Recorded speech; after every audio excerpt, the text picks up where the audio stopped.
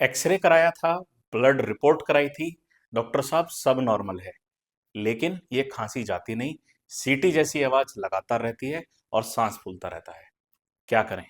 तो मैं हूं doctor Harendra Kumar, lung super speciality centre Meerut और पल्मो क्रांति मेरठ में आपका स्वागत है। अगर आप हेल्थ केयर वर्कर हैं, पल्मोनरी मेडिसिन सीखना चाहते हैं, पेशेंट हैं, बीमारी समझना चाहते हैं, या हेल्दी इंडिविजुअल हैं, अपने आप को फेफड़ों की बीमारी से बचाना चाहते हैं, तो ये प्लेटफॉर्म, ये वीडियो आपके लिए है। तो एक पेशेंट आए थे हमारे पास, 16 ईयर ओल्ड मेल पेशेंट हैं। सेम सिम्टम, खांसी, सूखी खांसी रहती है, सीटी जैसी आवाजें आती हैं, सांस फूलता है।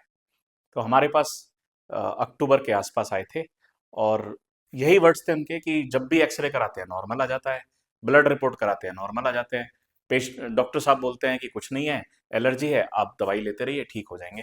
और मैं पिछले 5 से 6 साल से दवाई ले रहा हूँ, लेकिन एक भी दिन ऐसा नहीं गया कि जब मुझे दवाई लेने की जरूरत ना पड़े, और कम से कम 9 से 10 दवाइयां मैं खा रहा हूँ।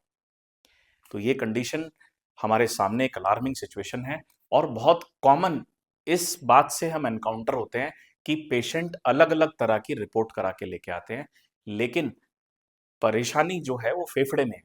तो वो मैं आज आपको समझाता हूं कि ये प्रॉब्लम कहाँ आती है। देखिए, अगर आपको शुगर हो जाए तो आप शुगर की जांच कराएंगे या थायराइड की जांच कराएंगे? आप शुगर की जांच कराएंगे। आप फास्टिंग ब्लड शुगर करेंगे, पोस्ट प्रेंडियल ब्लड शुगर करेंगे, HbA1c करेंगे। आप किडनी के टेस्ट कराने लग जाएं तो वो तो नॉर्मल आएगा, और आप कहेंगे कि डॉक्टर साहब इसमें नॉर्मल रिपोर्ट आ रही है। अगर आपको हार्ट की परेशानी आ जाएगी तो आप ईसीजी कराएंगे, आप इको कराएंगे, आपको पेट के अल्ट्रासाउंड से क्या पता चलेगा? तो सेम सिचुएशन यहां पर है कि अगर आपको फेफड़े की परेशानी है, अगर आपको सांस की नली की परेशानी है, सीटी जैसी आवाज आ रही है, तो आपको सांस की नलियों का टेस्ट कराना पड़ेगा, ना कि कोई ब्लड रिपोर्ट में आएगी।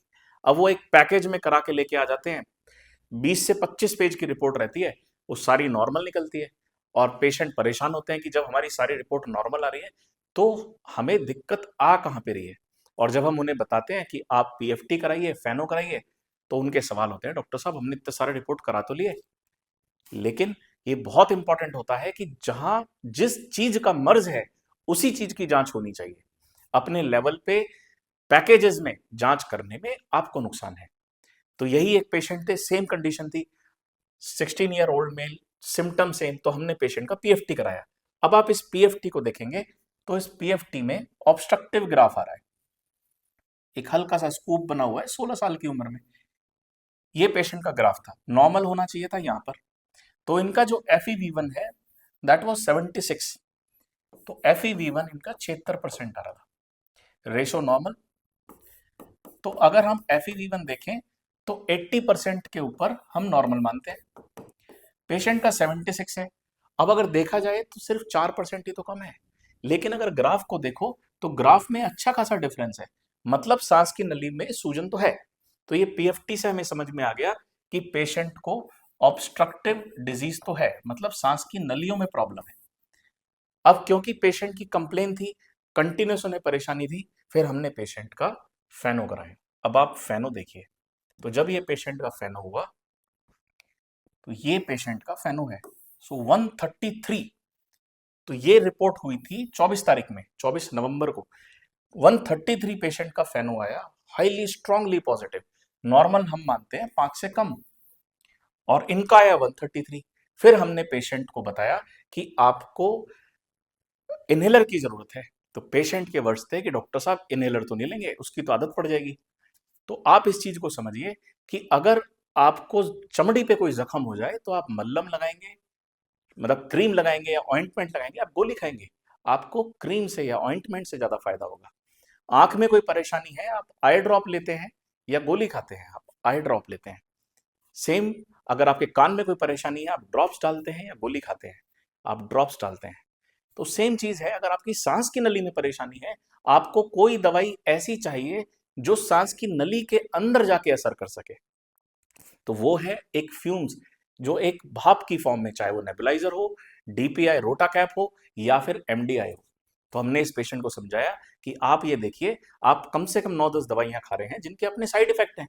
अगर आप डायरेक्टली एक आईसीएस लावा कॉम्बिनेशन स्टार्ट करते हैं, आपको अच्छा खासा रिजल्ट आ जाएगा। और मैं ये नहीं बोल रहा हूं, आपकी रिपोर्ट बोल रही है, फेनो आपका स्ट्रांगली पॉजिटिव है, आप लेके देखिए। बहुत मशक्कत के साथ हमने उनको कन्विंस किया कि आप एमडीआई लीजिए, और पेशेंट ने, जो उनके पेरेंट्स थे, एक्सेप्ट किया कि ठीक है, हम कुछ दिन के लिए इसको लेके देखते हैं। तो जब हमने आईसीएस लावा स्टार्ट किया, और आईसीएस लावा स्टार्ट करने के बाद आज की डेट में जब ये पेशेंट हमारे पास आए, तो इनका फेनो था 11,